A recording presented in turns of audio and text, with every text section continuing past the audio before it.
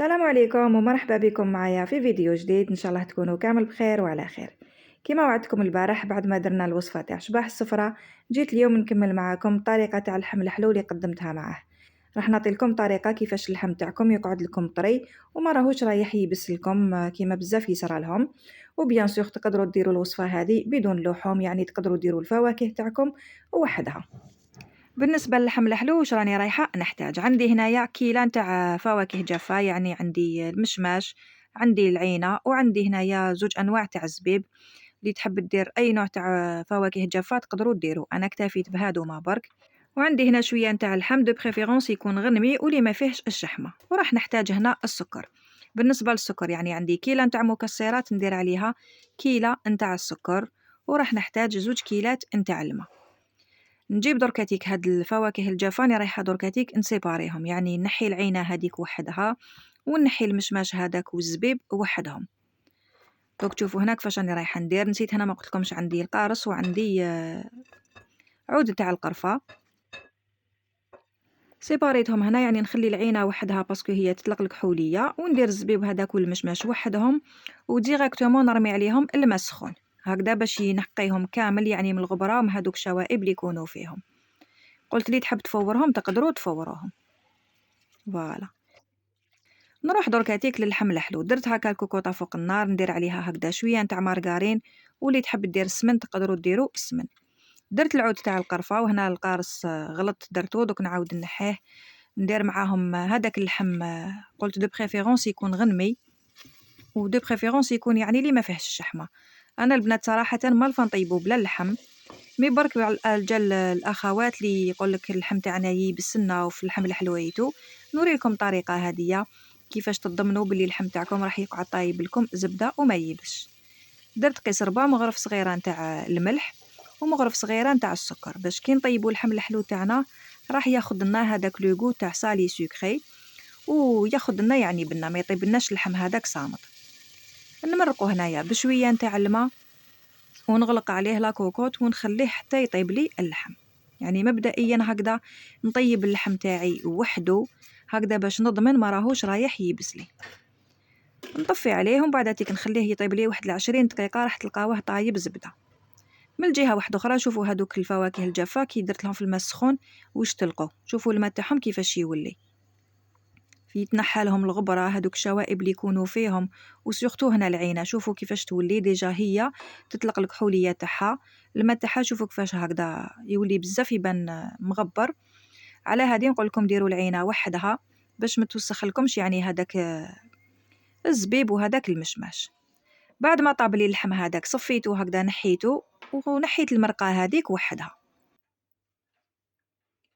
المرقه دوك نكمل نخلطها مع الكيل تاع الماء اللي نحتاجو.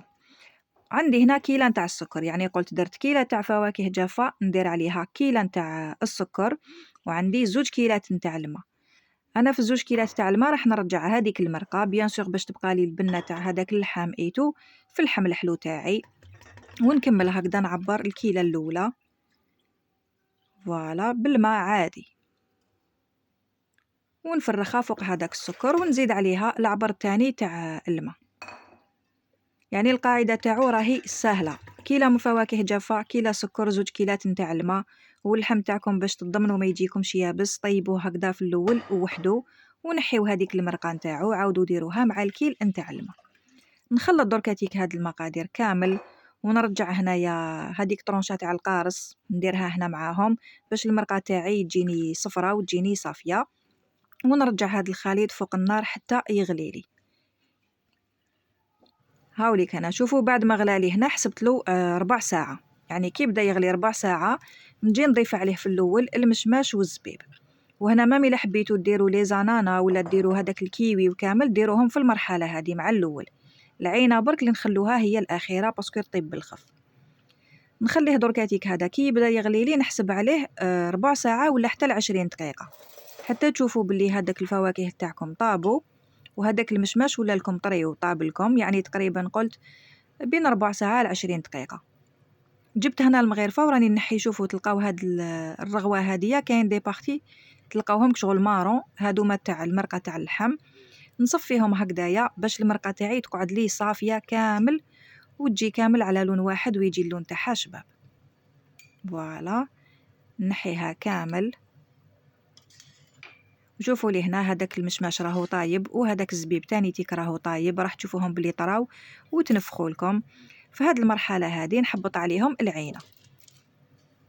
يعني في المرحله الاولى طيبت المشماش هذاك مع الزبيب مده تقريبا ربع ساعه حتى ل20 دقيقه، ومن بعد تيك باش نرمي عليهم هنايا العينه هذيك ونخليها تزيد طيب هي تقريبا واحد ربع ساعه واحده اخرى. يعني كي تبدا تغلي نحسب لها ربع ساعه. نزيد عليهم هنا فنجال هكذا تاع الماء زهر. شوفوا لي الشكل النهائي تاع اللحم الحلو تاعنا. شوفوا هذيك العينه كيفاش تنفخت، هكذا نعرف باللي راهي طايبه. دركاتيك نجي نرجع هذاك اللحم اللي كنت طيبته من الاول. بهذه الطريقه تضمنوا باللي ما راهوش رايح يبس لكم. هو علاش يبس؟ باسكو هذاك السكر هو اللي يبسو. مي بصح كي يكون طايب وحده ونطيب اللحم تاع بلوتو الفواكه تاوعي وحدها ونرجع اللحم هنا من الاخر يشرب لي برك هذيك البنه، ما راحش يبس لكم.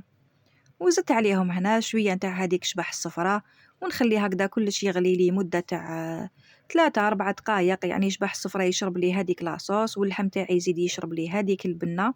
ومن بعد تيك نطفي عليهم ونزيد عليهم من الفوق شويه نتاع اللوز اللي كنت حمصته وحده في شويه نتاع مارغرين، يعني حمرته وحده في المقله ونضيفوا عليهم. شوفوا لي هنا هذيك المرقه اللون تاعها كيفاش راهو هنا، راهي خفيفه بيان سور. دركاتي كي يبرد لي راهي رايحه تتقال ويعقد لي هاد لو سيرو. مي بصح شوفوا اللون تاعها كيفاش جا. نطفي عليه دركاتي قلت ونزيد عليه شويه نتاع اللوز ونرجع لكم في النتيجه النهائيه في صحن التقديم. شوفوا لي برك هنا هذاك اللون تاع المرقه كيفاش جا. هاوليك جا اللون فريمون دوغي وجا بزاف شباب.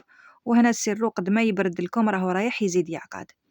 وشوفوا هنايا اللحم الحلو انا درتهم غير دي مخصوص صغار، يعني غير باش وريت لكم الطريقه. وشوفوا كي راني نفتت فيه بيديا صراحه يقعد لكم طري ويقعد طايب زبده كيما طيبناه في الاول. يعني طيبوه برك في الاول مليح وحده. كانت هذه لا فيديو تاع اليوم، بلا يقطر بالبنه، بلا رمضاني جزائري بامتياز. نتمنى ان شاء الله تكون عجبتكم طريقتي.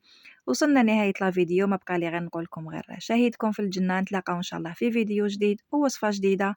تهلاو في روحكم وبقاو على خير.